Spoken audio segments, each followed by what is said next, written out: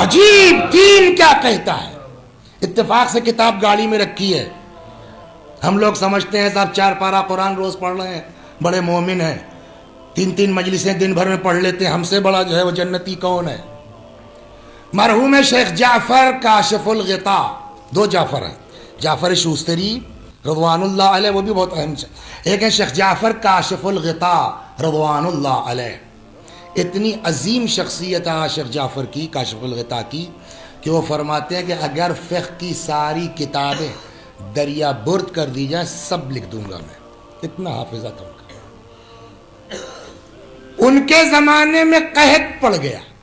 وہی ہے نا کہ ہم سمجھتے ہیں کہ نماز شب پڑھ رہے ہیں, یہ کر رہے ہیں, وہ کر رہے ہیں, بہت بقیہ کیا ہے اس کو دیکھو. وہ ہے نا کسی کا شعر ہے, خلاف شرع کبھی شیخ تھوکتا بھی نہیں مگر اندھیرے اجالے میں. مسئلہ وہ ہے, وہ اندھیرا اجالا, اس سے بچیے آپ. قحط پڑا زبردست, پبلک کہاں جائے؟ مرجع کے پاس. حضور کچھ کیجئے, سرکار کچھ کیجئے. تو پبلک تو پہنچ گئی مرجع کے پاس. مرجع کہاں جائے؟ یہ پہنچ گئے مولا کے پاس کہ مولا بتائیے میں کیا کروں, پبلک میرے پاس آئی ہے, میں کیا کروں کہ یہ قحط کی جو ہے مصیبت دور ہو, بارش نازل ہو. روتے رہے, روتے روتے حرم امیر المومنین میں آنکھ لگ گئی. خواب میں دیکھا مولا آئے ہیں, فرماتے ہیں فلاں جگہ چلے جاؤ, چائے کی دکان ہے جس کو اپنی آج کی لینگویج کے لیے ڈھابا, فلاں ڈھابے والے کے ہاں چلے جاؤ, چائے والا ہے, اس سے کہو دعا کر دے, وہ دعا کر دے گا, اللہ مان لے گا. کتنی بڑی بات ہے. مرجع ان سے کہا گیا جاؤ چائے والے سے کہو دعا کر دے. کچھ سمجھ میں آیا؟ مولوی صاحب قبا پہن کے اتراؤ مت, امامہ لگا کے اینٹھو مت.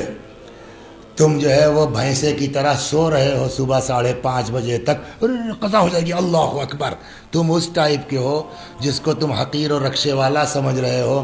وہ 3 بجے رات کو اٹھ کر کے اکیلے میں کوئی نہیں جانتا ربنا اغفر لی ولوالدی, کیا پتہ. لہٰذا دین اس پر بھی تاکید کرتا ہے کہ کبھی اپنے عمل پر غرور مت کرنا, گھمنڈ نہ کرنا, بات گھومنے نہ پائے. تو اب ظاہر سی بات ہے کہ مرجع کو بھی یہ چائے والا ہے کیا چیز کہ علی جیسا آدمی مجھ کو کہہ رہا ہے کہ اس چائے والے سے جا کے بات کرو. تو وہ صاحب ایک دن پہلے آ گئے شام ہی کو کہ ذرا ان کے ہاں رک کے دیکھا جائے کیا کرتے ہیں, نماز شب اور دعا کون سی پڑھتا ہے. بھی مولا کے نے جس کی طرف جو توجہ کر لی تو آئے.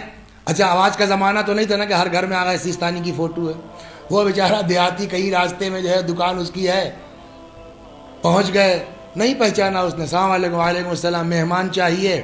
مہمان حبیب خدا ہے, آئیے تشریف رکھیے. کہنے بھیا رکیں گے, کہ رک جائیے. اب ان کا مقصد رکنا تو تھا نہیں, یہ تو دیکھ رہے ہیں کہ یہ کرتا کیا ہے, اعمال کیا ہے اس کے. صاحب اپنا چائے بیچ رہا ہے, اپنے برتن دھل رہا ہے, پیالیاں دھل رہا ہے. پھر ختم ہوا دھیرے دھیرے, مغرب کا وقت آیا, نماز پڑھی, پھر اپنا ڈھابا وابا بند کیا, کھانا کھایا, سو گیا. نماز بھی کیا 3 رکعت مغرب کی پڑھ لیا, نافلہ 4 رکعت پڑھ لی, عشاء پڑھ لی 2 رکعت, اس کی نافلہ چھوٹی موٹی کوئی دعا پڑھ لی, سو گیا. اب یہ اس میں ہے کہ اٹھے گا نماز شب پڑھے گا, یہ وہی کچھ نہیں صاحب, سو رہا. اس کے بعد پھر صبح نماز کے وقت اٹھا, 2 رکعت نافلہ پڑھ لیا, 2 رکعت نماز پڑھ لی, کوئی چھوٹی موٹی کوئی دعا پڑھ لی ہوگی جو یاد واد ہوگی, اور پھر اپنا بھٹی سلگانے میں لگ گیا, جو ہے وہ اپنا برتن دھلنے لگا. تو انہوں نے کہا یار کوئی خاص تو عمل دیکھا نہیں میں نے اس کا. اور مولا نے کہا جا کے اس چائے والے سے بات کرو. تو کہنے لگا یہ بتاؤ اب کھلے, مجھ کو جانتے ہو؟ کہ فرمائیے. مومن آدمی ہے, آپ کو مہمان. کہنے لگا جعفر کاشف الغطاء کا نام. ہاں جی جی جی جی, فرماتا مرجع ہمارے. ارے حضور کا, حضور سو چھوڑو, یہ پتا ہے تم کو کہ میں تمہارے یہاں کیوں آیا ہوں, رات بھر رہا ہوں؟ کہ جی فرمائیے. کہ تم کو پتا ہے کہ عراق میں اس وقت قحط پڑا ہوا ہے؟ کہ جی ہاں. پبلک نے مجھ سے فریاد کی, میں مولا کے پاس گیا, مولا نے مجھ سے کہا کہ میں تمہارے پاس آؤں اور تم ہاتھ اٹھاؤ دعا کے لیے. مولا نے کہا ہے کہ وہ ہاتھ اٹھائے گا اللہ سن لے گا. تو وہ تو خیر بات کی بات ہے, تم دعا کرو, میں کہوں گا تم سے بھی دعا کرو, اللہ سنے گا مولا نے. لیکن مجھ کو یہ ہوا کہ کیا کرتے ہو تم, کہ جو تمہاری اتنی حیثیت ہے مولا کی نگاہ میں کہ مولا نے مجھ کو بھیجا تمہارے پاس، اس چکر میں کل سے آ گیا ہوں کہ تھوڑا دیکھوں تم کرتے کیا ہو. تو میں نے تو کوئی خاص عمل نہیں دیکھا، بس واجب ادا کر لیا تم نے اور تھوڑا سا نافلہ وافلہ پڑھ لیا. کوئی خاص بات ہے جس کی وجہ سے تم منظور نظر ہوئے ہو؟ مسئلہ یہاں ہے. کہنے لگا صاحب میں یتیم بچہ تھا، ابا مر گئے، چھوٹا سا تھا، کوئی آمدنی نہیں ادھر ادھر کی، تو اب کیا کرے، پڑھائی وڑھائی بھی نہیں ہو سکتی تھی. تو اماں نے بھیج دیا، جو ہے وہ چچا میاں تھے چائے والے ان کے پاس، تو وہیں صاحب برتن ورتن دھلتا تھا، چائے پہنچاتا تھا. دھیرے دھیرے بڑا ہوتے اب ہر ماں کو شوق ہوتی ہے لڑکے کی شادی ہو جائے. تو اماں نے کہا بیٹا تھوڑا کچھ بچاؤ سنبھالو، تمہاری شادی بھی کرنا ہے. بہرحال شادی ہو گئی. اب سنیے یہاں سے، شادی ہو گئی، بیوی آ گئی. میں پہنچا بیوی کے پاس، اس نے کہا پہلے میری بات سنو، اس کے بعد ڈیسائیڈ کرنا تمہارا کام ہے. طلاق دو گے، رکھو گے، مات ڈالو گے، میں ہر چیز پہ تیار ہوں، لیکن اب سے ٹھیک ہوں. سن لو. کہا کیا؟ کا نمبر 1 میں کنواری نہیں ہوں. میری بیوی نے مجھ سے کہا صاحب. کہا چلو آگے. کہ بر وقت بھی میں پریگننٹ ہوں. ہے گاڑی میں کتاب رکھی ہے. اب تمہاری مرضی، چاہے رکھو، طلاق دے دو، چھوڑ دو. طلاق کیا دو گے؟ چھوڑ دو، مات ڈالو.